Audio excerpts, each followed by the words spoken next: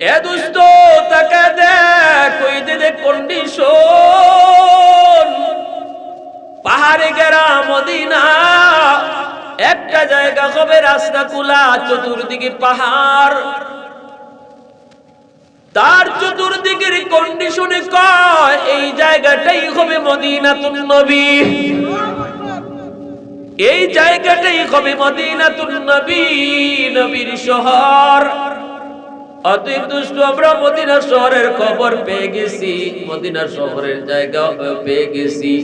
বাদশাকে তখন তারা জানিয়ে দিল, বাদশা যাবো না, আমরা মদিনা শহরের সন্ধান পেয়ে গেছি, এই জায়গাটাই হবে ভবিষ্যতে মদিনাতুন নবী, এই জায়গাটাই হবে মদিনা শহর, এখানেই আমার নবী তিনি হিজরত করবেন, আখিরি নবী এই জায়গায় হিজরত করবেন, এই জায়গায় নবী চিরনিদ্রায় শুয়ে থাকবেন, নবীর রওজা হবে এই মদিনাতে।